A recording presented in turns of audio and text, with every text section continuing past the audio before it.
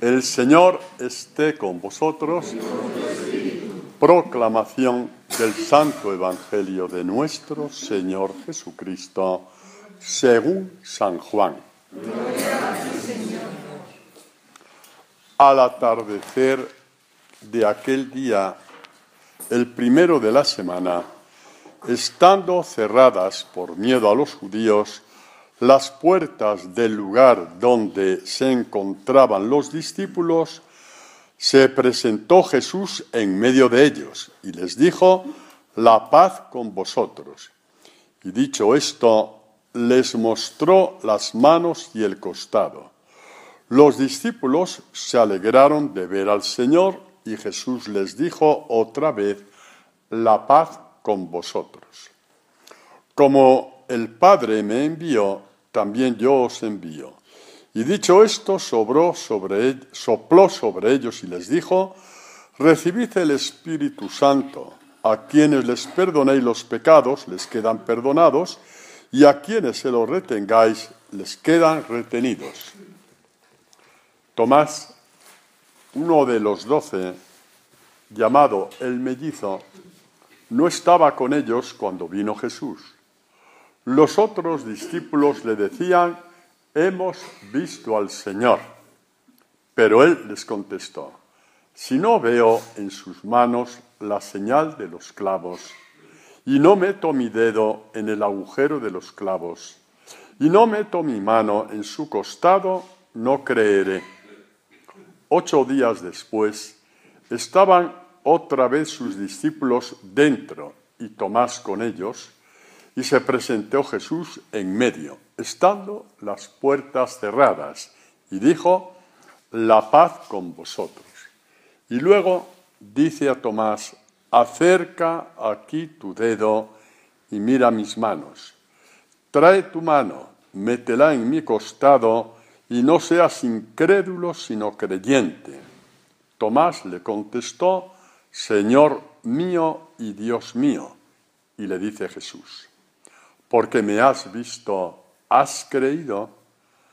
Bienaventurados los que no han visto y han creído». Palabra del Señor. Gloria a ti, Señor Jesús. Podéis sentaros.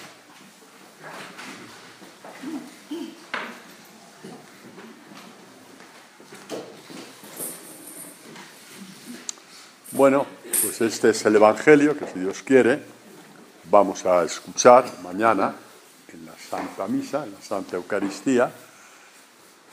Vamos a incidir en 2 puntos fundamentales, porque el Evangelio es un poquito largo, tiene bastantes vertientes catequéticas.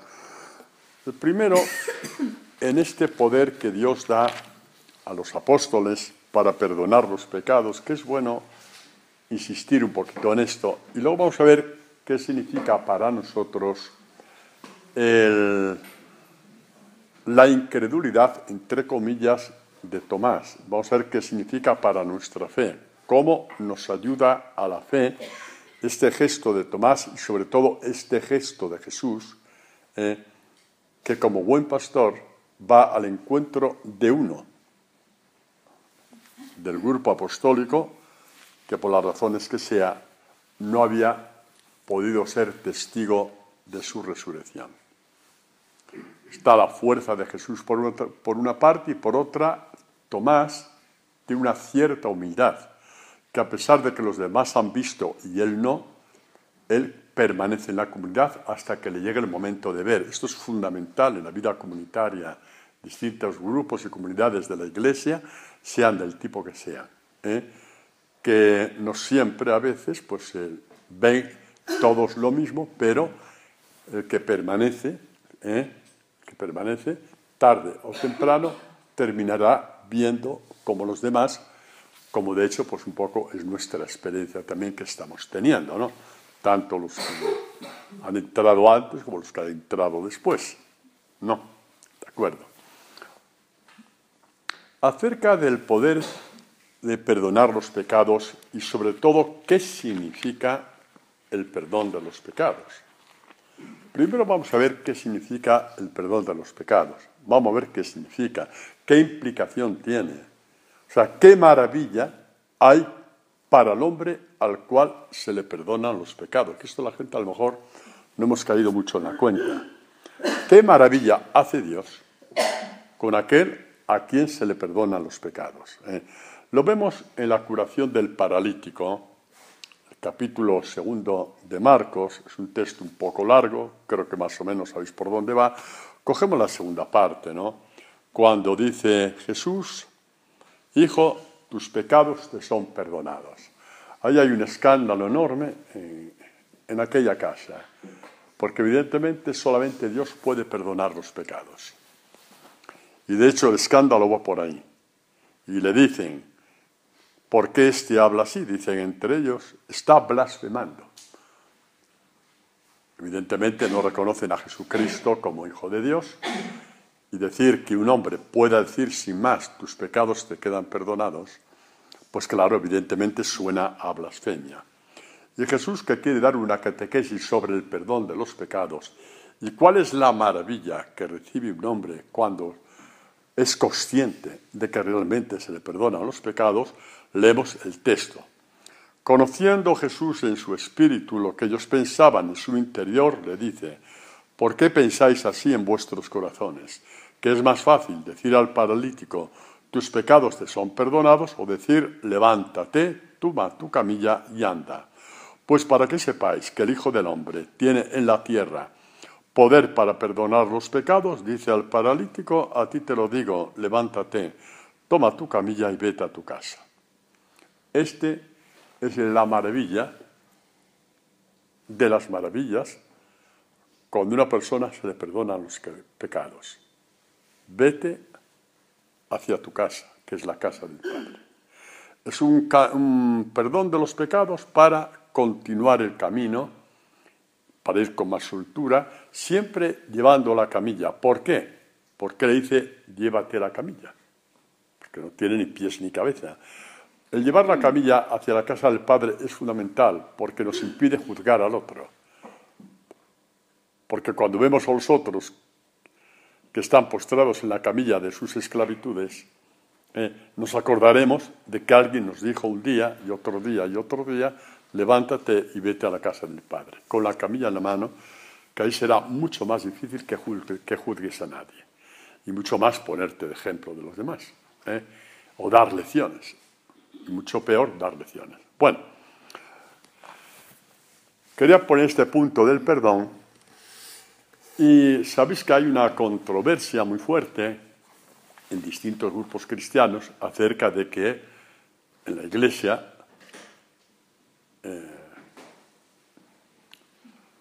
los sacerdotes puedan perdonar los pecados. Evidentemente, si Jesucristo no hubiera dicho a un cierto momento en la resurrección, no hubiera dicho: recibid el Espíritu Santo, que es la fuerza de Dios, el poder de Dios, y a quienes perdonéis los pecados les quedan perdonados, y a quienes os retengáis les quedan retenidos, la Iglesia nunca hubiera hecho esto. Como no hubiera hecho tampoco, los que habéis leído hoy el texto de la lectura segunda de Maitines, tampoco hubiera hecho coger un pedazo de pan y decir: este es el cuerpo del Señor. La lectura de hoy de la Iglesia súper primitiva. No. Pues en la misma línea va el poder perdonar los pecados. Se hace por don de Dios, y porque se recibe la fuerza de Dios. Porque es que además hay una cosa. Eso de decir me confieso con Dios es muy bonito, pero si yo me confieso con Dios, yo le oigo a Dios decir: Antonio, yo te absuelvo de tus pecados, no le oigo. Entonces yo creo que realmente es un fraude a la gente decir que se confiesa con Dios cuando tú no escuchas con tus oídos que te dicen: yo te perdono los pecados. Y acerca de este poder, pues vamos a ver, porque es que vemos otros poderes que Dios da a la Iglesia que no van detrás del poder de perdonar los pecados. Por ejemplo, cuando Jesús envía a un grupo de sus discípulos a predicar el Evangelio, que eran 72 discípulos, oigamos un poquito lo que dice Jesús, lo que dice este texto en Lucas. Regresaron los 72 alegres, diciendo: Señor, hasta los demonios se nos someten en tu nombre. Y él les dijo: yo veía a Satanás caer del cielo como un rayo. Mirad, os he dado poder de pisar sobre serpientes y escorpiones, y sobre todo poder del enemigo, y nada os podrá hacer daño. Pero no os alegréis de que los espíritus, o sea, los demonios, se os someten. Alegraos de que vuestros nombres están escritos en el cielo. Vamos a ver. ¿Qué escándalo hay que Dios dé a un hombre poder sobre los demonios y que Dios dé poder a un hombre para perdonar los pecados? Es un escándalo ficticio. Es un escándalo ficticio. Totalmente ficticio. Otra cosa es que a alguien le interese decir eso para cultivar su grupito o su secta. Eso ya es su problema. Pero el escándalo lo han creado ellos. Porque si ha dado poder de someter a los demonios, ya me diré si no puede existir el poder para perdonar los pecados. Y si resulta que leemos en el Evangelio de Juan, en el prólogo del Evangelio de Juan, acerca de, digamos, la espiritualidad de la palabra, la fuerza de la palabra, la luz de la palabra, dice: la palabra era la luz verdadera que ilumina a todo hombre que viene a este mundo.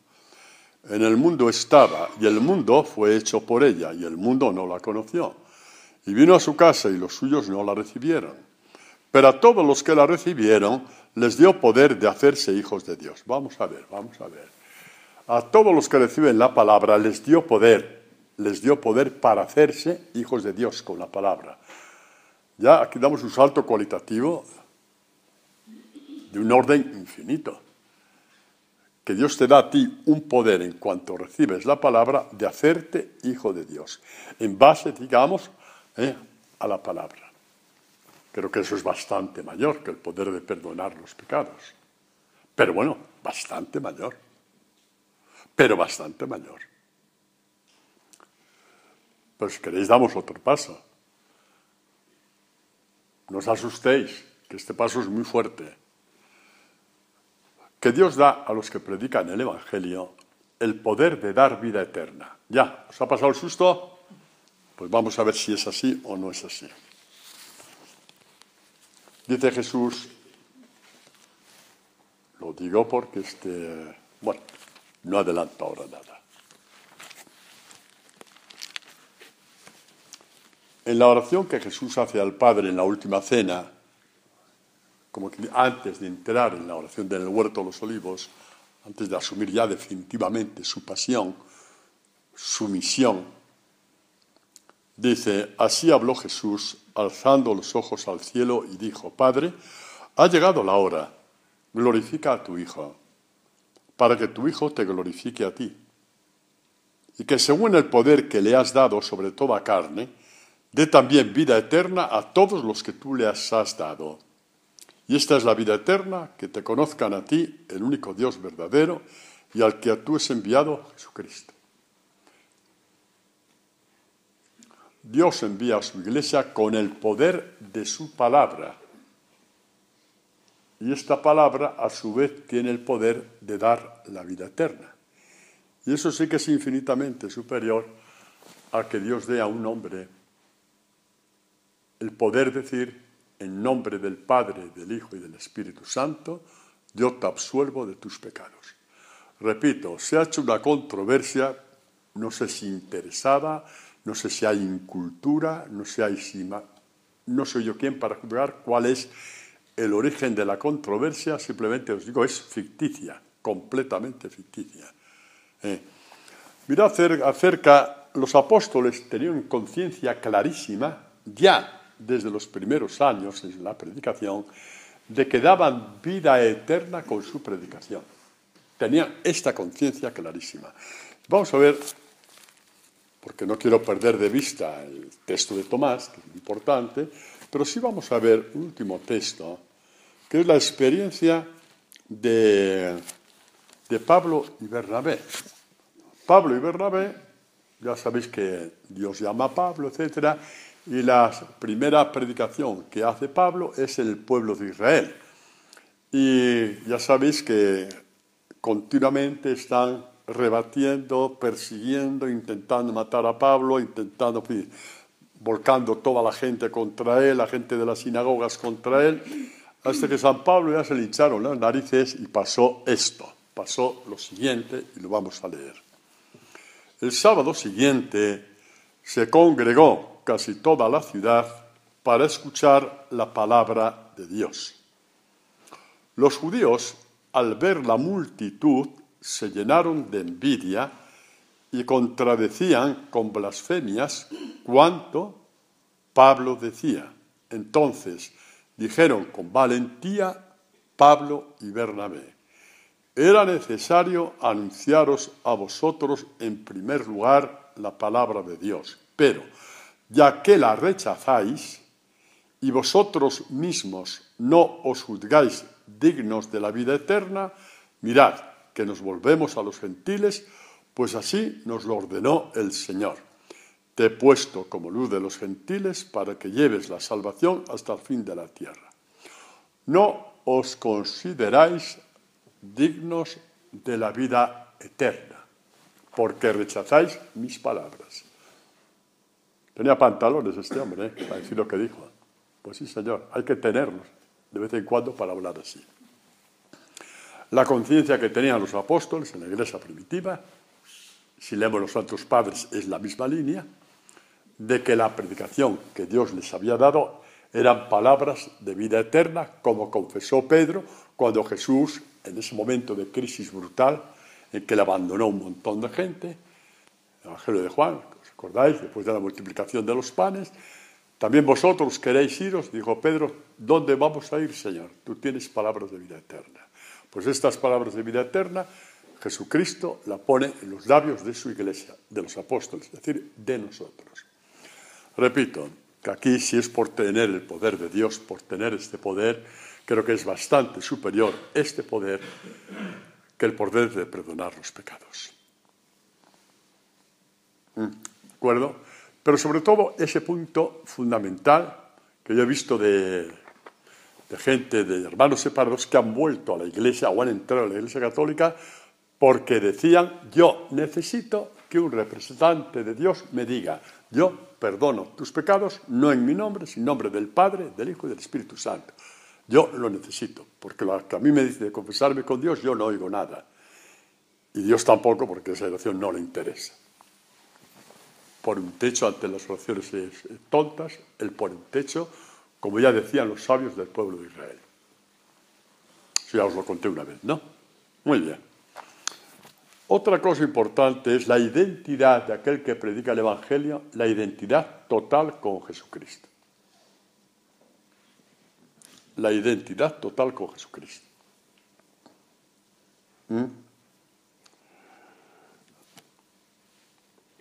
A Jesucristo, en esas profecías que encontramos de Isaías acerca del Mesías que se cumple en Jesucristo, ¿os acordáis cuando dice, yo Yahvé te he llamado en justicia, te cogí de la mano, te formé y te he destinado a ser alianza del pueblo y luz de las gentes, es decir, luz de los gentiles, hoy diríamos de los paganos, ¿no? Luz de los paganos, lo dice en el capítulo 42 y también en el capítulo 49, pues dice también, poco es que seas mi siervo en orden a levantar las tribus de Jacob, son las tribus de Israel, una profecía bellísima acerca de su hijo, del Mesías, y de hacer volver los preservados de Israel. Te voy a poner por luz de las gentes, para que seas mi salvación, para que mi salvación alcance hasta los confines de la tierra. Pues como luz de las gentes, como luz de los gentiles, lo reconoció el anciano Simeón, cuando lo reconoció por obra y gracia del Espíritu Santo en el templo, cuando sus padres le llevaron, ¿no? para la presentación de Jesús en el templo, como se hacía con los primogénitos.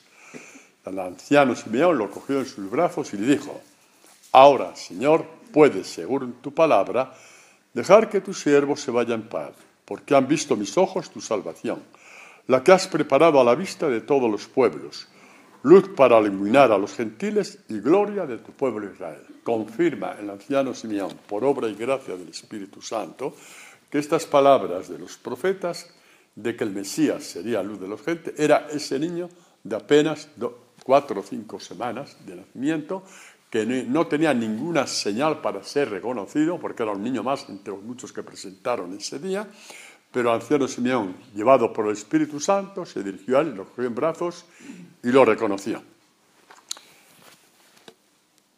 Repito, detengámonos en estas cosas porque es que son muy, pero que muy importantes. Y es muy importante también reconocer lo que Pablo nos cuenta como experiencia en una de las conversiones. Él cuenta 3 textos, 3 catequesis de su conversión en los Hechos de los Apóstoles. La una en el capítulo 9, otra en el capítulo 22, otra en el capítulo 26. Os leo el final cuando dice: ¿quién eres, Señor? Cuando había caído del caballo, y me dijo el Señor: yo soy Jesús, a quien tú persigues, pero levántate y ponte en pie, porque me he aparecido a ti para constituirte servidor y testigo, tanto de las cosas que de mí has visto como de las que te manifestaré. Yo te libraré de tu pueblo y de los gentiles a los cuales yo te envío, para que les abras los ojos y para que se conviertan de las tinieblas a la luz. Exactamente lo mismo que se dijo proféticamente acerca de Jesucristo. Jesucristo lo ha pasado a su iglesia, en total identidad. Entonces, pues bueno, no necesitamos convencer a nadie, pero es bueno que se oiga que el poder que Dios ha dado a unos hombres concretos para perdonar los pecados, que solamente hay que ser muy fariseo para rasgarse las vestiduras ante eso, porque poderes mayores hemos visto aquí en la Escritura que Dios ha dado a los hombres. Y repito, yo cuando me confieso necesito que alguien me diga: yo, en nombre del Padre, del Hijo y del Espíritu Santo, te perdono los pecados. ¿De acuerdo? Y ahora sí pasamos a la figura de Tomás, porque siempre que ha salido esta catequesis, que sale durante el tiempo pascual, sale por lo menos 2 veces, y siempre nos hemos frenado en Tomás. Pues ahora vamos a ir directos a Tomás, y cuando vuelva a salir, no sé si el día de Pentecostés, ya cogeremos la primera parte. Vamos al hecho de Tomás, porque Tomás nos hace un favor a todos. Tomás nos hace un favor a todos. Nos dice que Dios premia, sí, hay que hablar así, Dios premia a aquellos que a trancas y barrancas permanecen donde Dios les ha puesto. En general es permanecer en la iglesia, por supuesto. En general. A ver si uno porque está en un movimiento se va a condenar porque deja ese movimiento, ¿no? Será porque la psicología de tu corazón te lleva a otro. Eso no pasa nada. O hay gente muy santa que no está en ningún movimiento. Entonces, pongámoslo en lo que es la permanencia en la iglesia, ¿vale? Este hombre permaneció a pesar de que era el patito feo de la comunidad. Era el patito feo de la comunidad. Todos habían visto y oído al Señor, todos habían recibido el Espíritu Santo, y él, por las razones que sea, no había recibido, pero continuaba con ellos. Estaba en el cenáculo 8 días después. Estaba en el cenáculo 8 días después. La actitud de Tomás no es una actitud infantil ni caprichosa. También nosotros necesitamos ver, tocar y palpar para que el anuncio que se nos hace podamos certificar que es verdad. No podemos decir sin más: Jesucristo es el Hijo de Dios. Jesucristo ha resucitado, ha vencido la muerte, si en una experiencia de esa palabra grabada en el corazón, de una cierta forma, como decía San Agustín, con los sentidos del alma no palpamos a Dios. Dios no juega con el hombre. Dios no juega con nadie. Dios no te deja en una noche oscura para siempre. Dios no te deja en tinieblas para siempre. Una etapa de tinieblas significa una etapa donde vas a subir el escalón más. Y va a volver a amanecer la luz, pero ya no es la misma luz. Es una luz mucho más fuerte. Es un palpar a Dios con más fuerza. Y de hecho, todos los que estamos aquí sabemos que es verdad y tenemos experiencia. Dios no te pide una fe con los ojos cerrados. No, no te la pide. No te pide que seas una máquina. No te pide que seas un muñeco. Dios no te pide eso. Dios te pide que cuando hay una palabra que te sobrepasa, que sepas esperar hasta que tú veas que esta palabra se cumple en ti. Y sabemos muy bien de todo esto que estamos hablando. Sabemos que es verdad porque sabemos que lo tenemos más que cumplido y perfectamente cumplido en nuestra vida. Lo sabemos muy bien. Dice el autor de la carta a los Hebreos.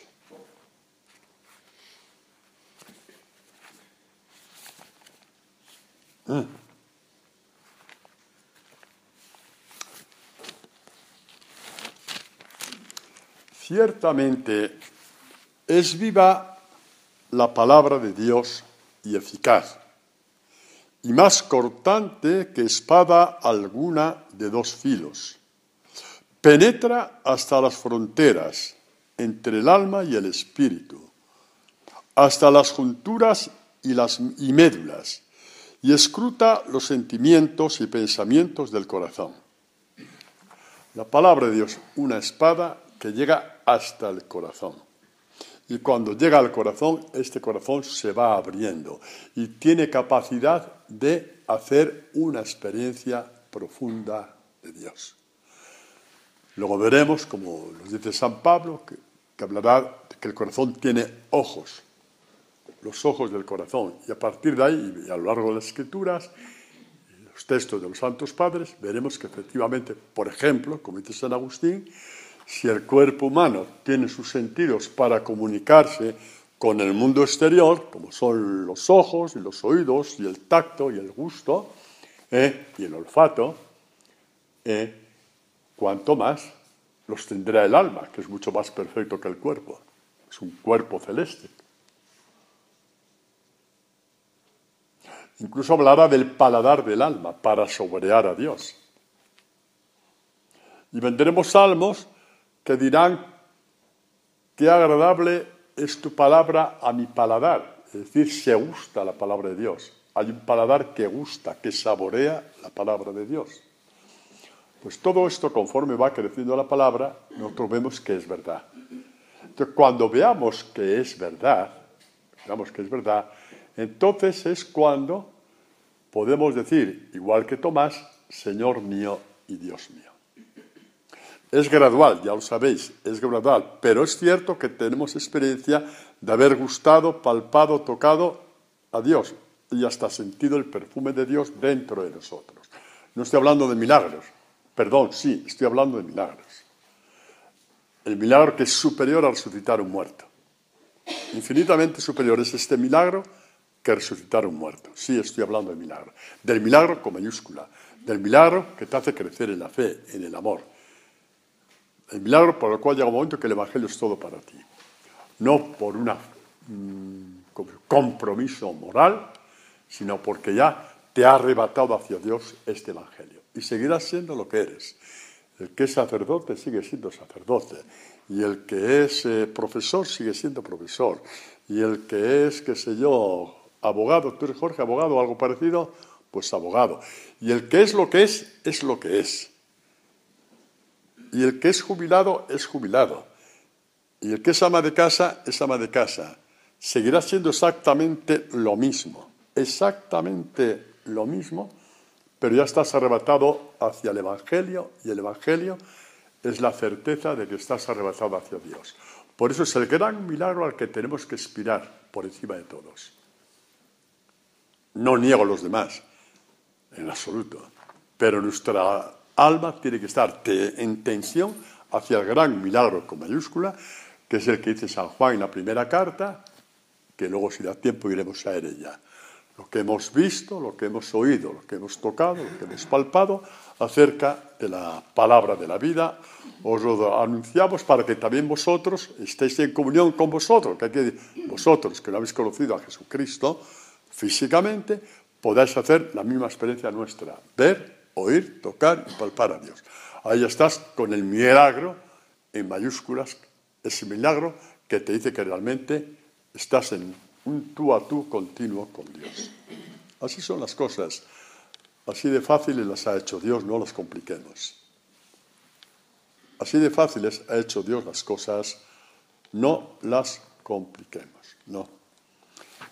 Y ahora sí leemos esta carta a los Efesios, en que dice San Pablo: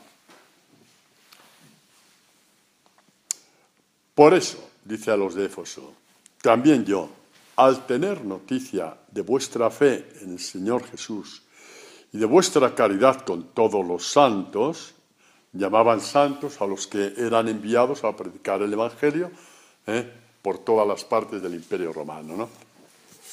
Como por ejemplo Éfeso. Para que el Dios de nuestro Señor Jesucristo, dice, ¿para qué?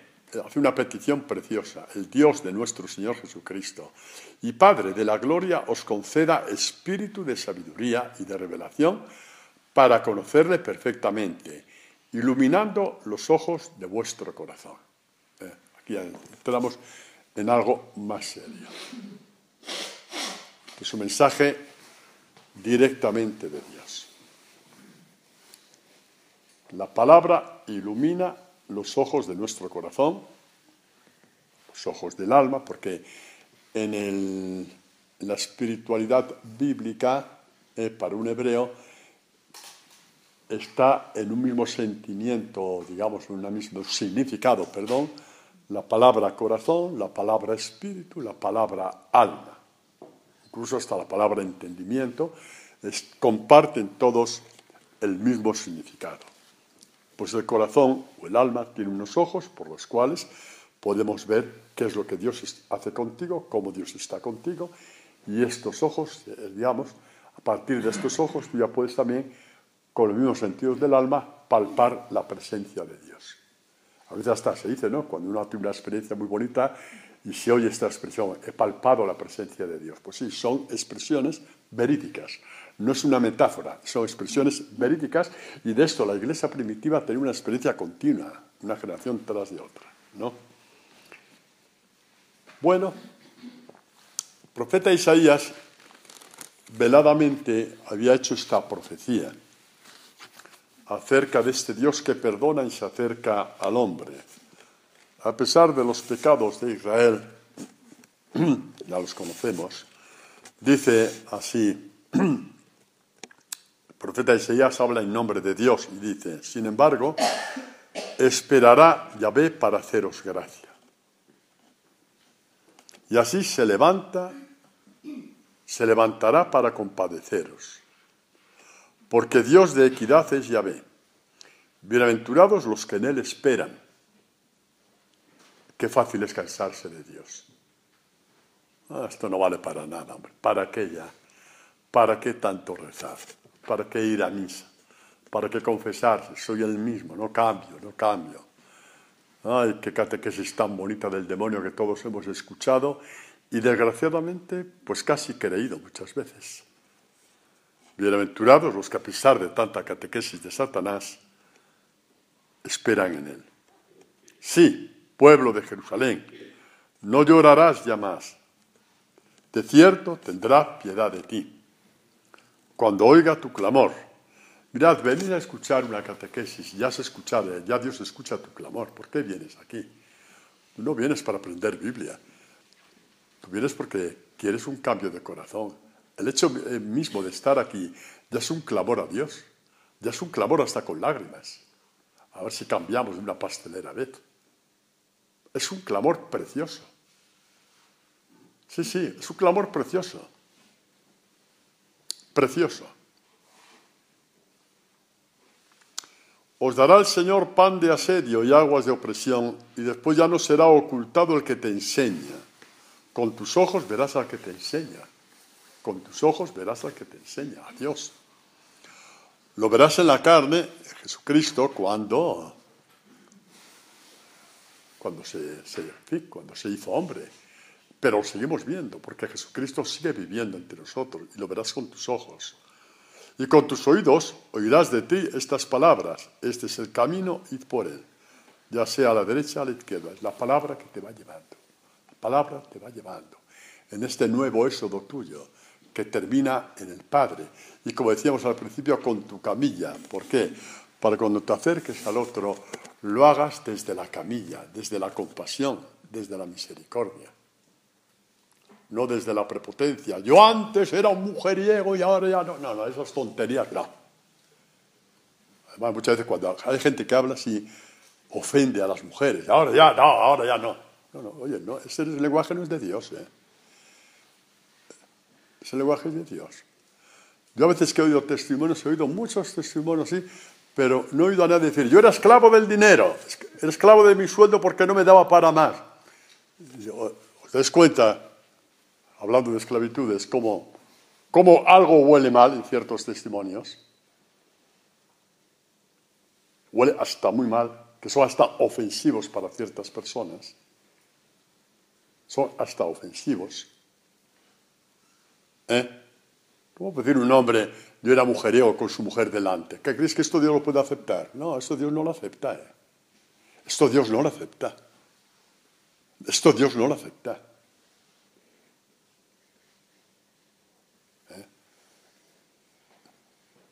No lo acepta. Es vergonzoso. Es realmente vergonzoso. No, esto Dios no lo acepta. Ya os lo digo yo. Pero bueno, a lo que vamos, ¿no? La palabra de Dios te va llevando y te va llevando, te va enseñando y la vas oyendo. Y verás al que te enseña, al resucitado, a Jesucristo. Por eso, como os decía, es impresionante,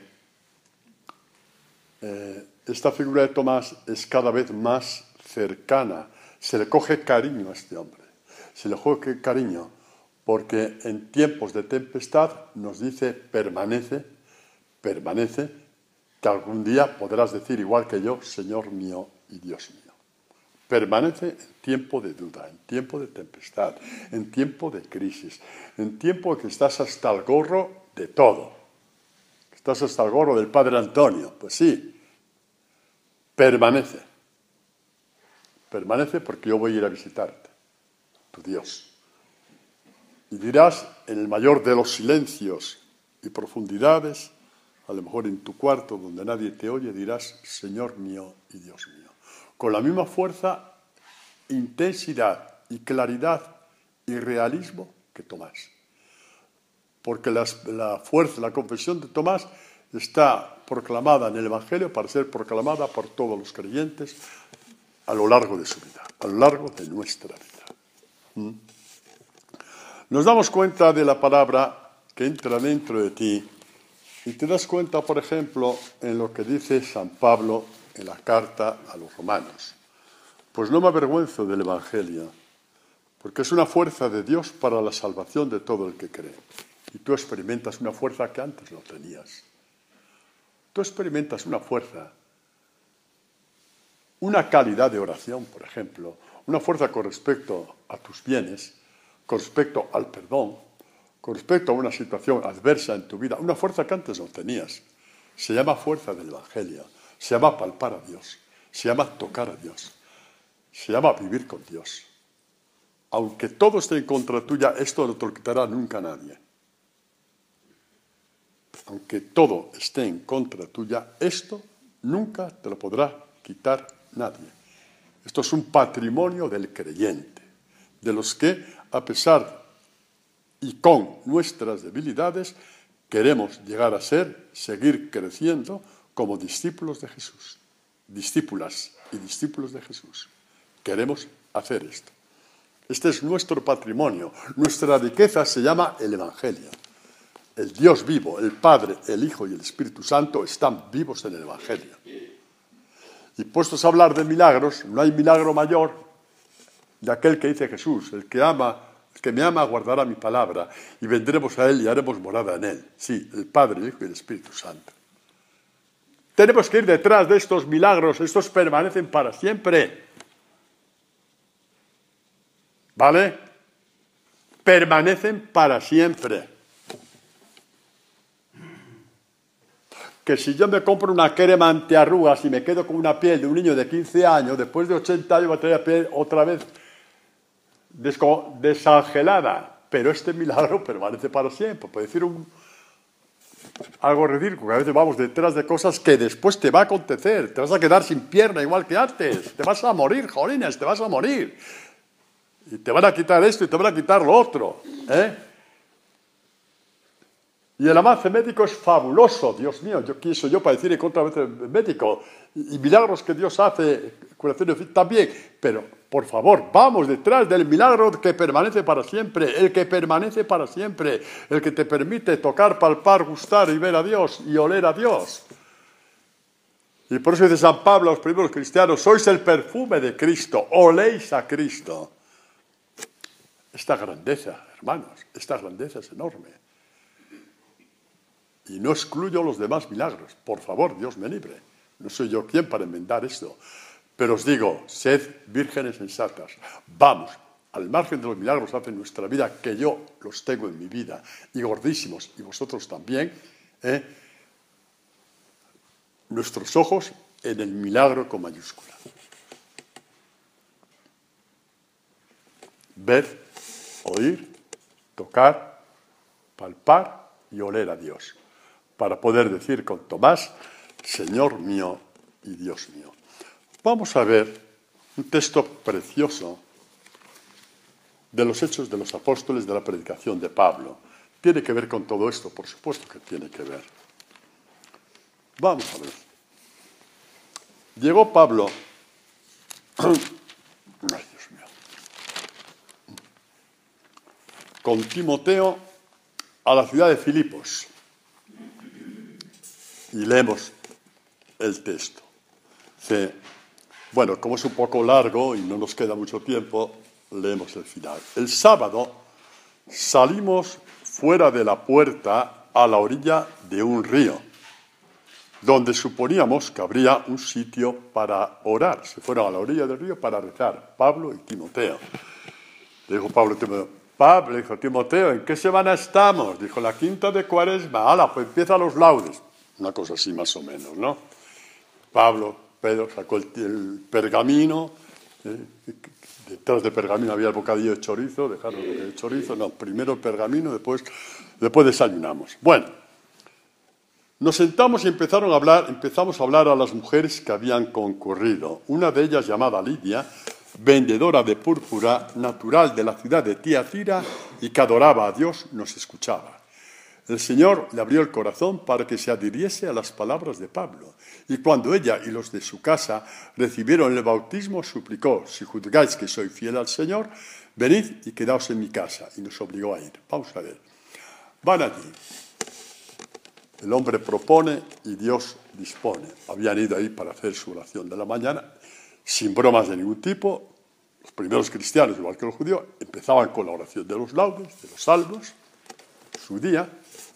Y de pronto vio que Dios les daba abrió una puerta a la predicación, a aquel grupo de mujeres que estaban ahí. Y Pablo se puso a predicar. Y mirad lo que es la capacidad de escuchar. Dice: una de ellas nos escuchaba. Una de ellas nos escuchaba. ¿Qué hacían los demás? Pues lo que os he dicho tantas veces. No está mal. Pues bueno, a ver si me arregla un follón que tengo yo con mi marido, a ver si me lo arregla este señor que habla tan bien. Qué pena que mi hijo no esté aquí, tiene que estar mi hijo, tiene que ir. Sí, mi hijo sería más humilde. Si oyera a este señor, mi hijo sería más... No, esta gente no escucha. Cada vez que tú trasladas la palabra a otro, no estás escuchando a Dios. Y encima eres tan sinvergüenza que se la quieres trasladar a alguien que no está ahí en ese momento. Una nos escuchaba. ¿Y qué hizo Dios con esa? Dios le abrió el corazón. Le abrió el alma. Y los sentidos se abrieron con el poder de la palabra. Es así. Una nos escuchaba.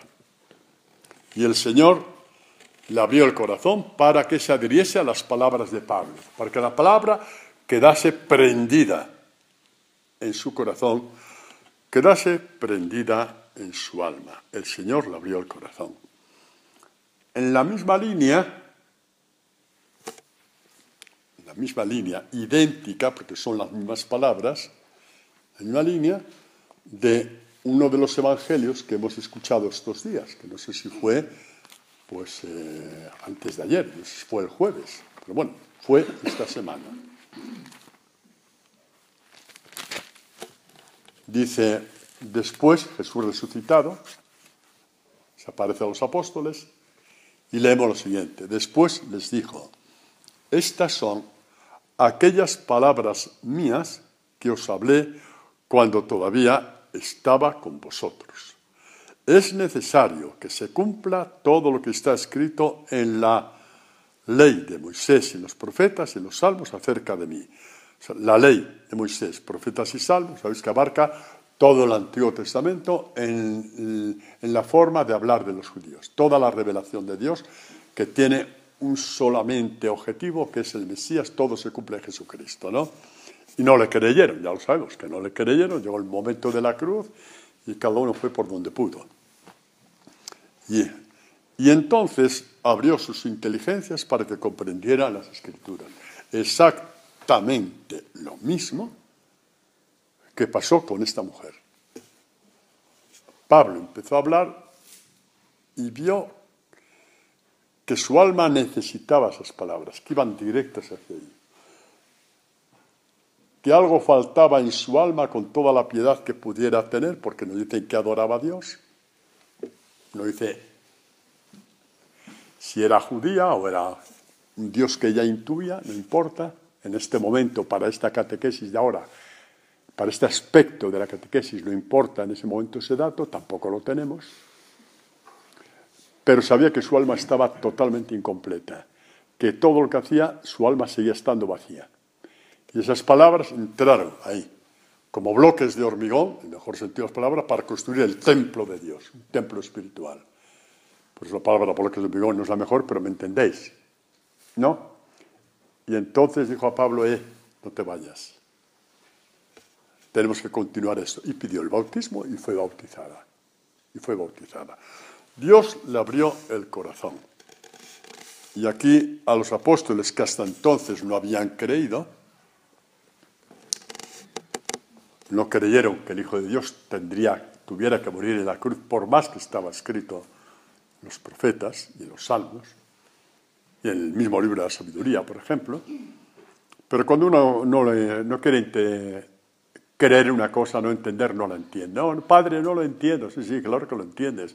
Tienes que pedir perdón a tu cuñada. ¿De verdad que me dice esto? Sí. Aquí no aparece la palabra cuñada, no, pero parece lo estúpida que eres tú. No te fastidia. ¿Qué diferencia hay? Que vale para los hombres también, no os riáis mucho. Que también tenemos cuñados nosotros. ¿Entendido, no? Y somos cuñados de gente. Abrió las inteligencias. Ya os dije antes que esta palabra, inteligencia, entendimiento, corazón, alma, comparte el significado. Es un poco las entrañas del hombre. Tiene esta tantísima riqueza en el pueblo de Israel que se dispara en todos estos significados, ¿no? Y para que lo que nosotros nos corresponde en la catequesis de hoy, es conforme nos va abriendo el alma, se va abriendo en nosotros una nueva experiencia de Dios, que nos permitirá decir con Tomás, Señor mío y Dios mío. Y entonces es cuando se cumple también lo que Jesús dice. Bienaventurados los que crean sin haber visto. Ya no necesitan ver con los ojos de la cara. No lo necesitas. No necesitas. Tú ya vas al grano, al centro, a ver a Dios con los ojos del alma, a palpar a Dios con los ojos del alma. Tú vas ya al centro de la cuestión, ¿no? Y entonces entendieron lo que es el misterio de la cruz. Dice, abrió sus inteligencias para que comprendieran las Escrituras, para que comprendieran la palabra. Y les dijo, así está escrito, que el Cristo padeciera y resucitara de entre los muertos, y al tercer día se predicara en su nombre, sí, ahí ya nace lo que es la Iglesia, anunciar el perdón de los pecados por medio de la predicación del Evangelio, en fin, toda la catequesis de hoy, ¿no? Porque lo primero que hace el Evangelio, ¿qué hace? ¿Qué es lo que ha hecho en nosotros la palabra una vez que ha ido entrando poco a poco, lentamente? Hemos visto pecados que antes no veíamos. Antes nos parecía ciertas cosas mal. Hablar mal de mí, pues yo hablo mal de la otra persona. A lo mejor te confesabas, pero no le dabas mayor importancia. Te parecía que no tenías que restituir nada. Ahora ya no. Ahora ya te das cuenta que no puedes ir a comulgar de cualquier forma. Tienes que pedir perdón. Ahora ya cuando tú te confiesas con un sacerdote, tiene un sentido mucho más profundo. Porque la palabra de Dios es tu verdadero examen de conciencia que has sacado a flote aquello que a Dios le desagrada para poder, digamos, habitar en ti. Claro que ya habita en ti, pero quiere estar cada vez más a gusto, ¿me entendéis? Quiere estar cada vez más a gusto. Tenemos que ver eso, hombre. La fuerza del Evangelio no es todo. Y de ahí nace también el decir la predicación del Evangelio. Y por eso cada uno de vosotros ha encontrado su sitio a la hora de predicar el Evangelio. Unos de una forma, otros de otra, y otros con el testimonio, pues porque Dios les ha dado el carisma del testimonio y de la oración. Y cada uno, pues que aquí nadie nunca ha obligado a nadie a nada, y sin embargo, pues ya sabéis cómo por medio de Internet y libros y todas estas cosas, el Evangelio está llegando a tanta gente. ¿Cuántas vocaciones al sacerdocio habrán salido de esta comunidad? Sí, han salido. Sabéis que han salido. Por esto que Dios nos está permitiendo hacer. ¿Entendéis? Por eso, bueno, pues, todo esto para que sepamos que Dios no nos ha dejado en absoluto de la mano, en absoluto, que Dios sigue mirándote, que Dios sigue enamorado de tu alma. Si no, te habría dado 1000 excusas para no venir hoy.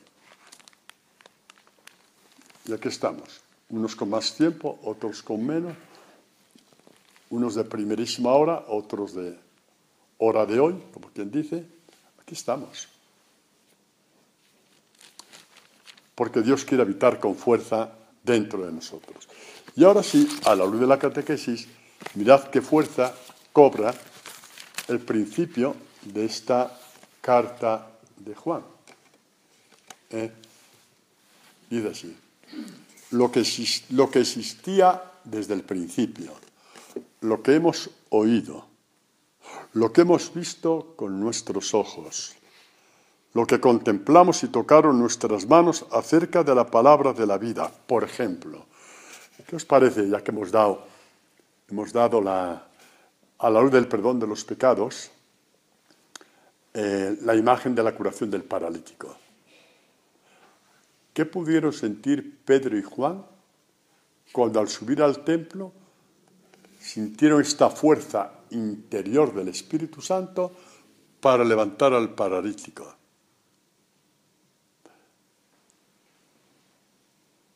Y si al paralítico Jesús le dijo, vete a tu casa, este se fue con ellos al templo.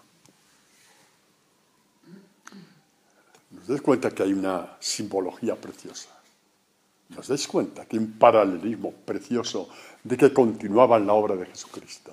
O sea, ¿nos dais cuenta de que se veía que continuaban la obra del Hijo de Dios? Y así tantas cosas más que tenemos que ver, ¿no? En el paralítico levantado, porque Pedro sintió esta fuerza, dice, ¿qué pasa? ¿Vas a esperar toda la vida pidiendo dinero? ¿Toda tu vida de esclavo de tus cosas? Pidiendo a la gente que te quiera, a la gente esto, a la gente lo otro, me llama, no me llama, me quiere, no me quiere, me hacen caso. ¿Va a estar toda la vida así? Venga, hombre, vas a conocer el amor de Dios, te olvidarás de tonterías. Y Pedro y Juan vieron que continuaban la obra de Jesús. Volvieron a palpar a Jesús, aunque ya estaba en el cielo. Lo volvieron a palpar. Lo volvieron a palpar, viendo que esa obra se estaba haciendo en el paralítico. Y con nosotros, ¿cuántas cosas hemos visto iguales? Pues sí, sabéis que es verdad. Y cada uno interiormente tiene una historia muy bonita a este respecto y todos lo sabemos.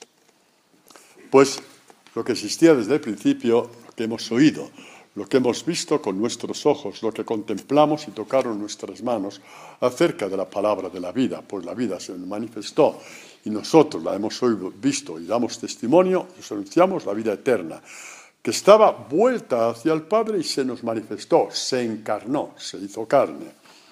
Lo que hemos visto y oído os lo anunciamos para que también vosotros estéis en comunión con nosotros. Y nosotros estamos en comunión con el Padre. Nunca un judío nunca había hablado así un judío. A partir de Jesucristo, cuando dijo a María Magdalena, vete a mis discípulos y diles, voy a mi Padre y a vuestro Padre, los apóstoles vieron que era verdad y por eso hablan, estamos en comunión con el Padre. Y cuando uno es consciente de que está en comunión con el Padre, ya no se limita a rezar el Padre Nuestro una vez al día, le sale rezar el Padre Nuestro a una hora aquí, a otra hora allí, sin que nadie le diga, es que le nace, porque la comunión con el Padre, conforme más palabra hay dentro de ti, es más fuerte, es más íntima, es más palpable, y te sale el Padre Nuestro de rezarlo, una vez y otra vez. Dice, para que estéis en comunión con vosotros, para que lo que nosotros palpamos, vemos, oímos y tocamos, también lo tengáis vosotros. Y así llevamos 2000 años, y esta palabra siempre ha cumplido de generación en generación. Y creo que tengo motivos para decir, muy serios, para decir que en esta comunidad esta palabra se está cumpliendo, con mucha fuerza. Bendito sea Dios, ¿no? Sí, porque ¿qué mérito tenemos para eso? Ninguno. Solamente decir, bendito sea Dios. En su misericordia infinita, bendito sea Dios.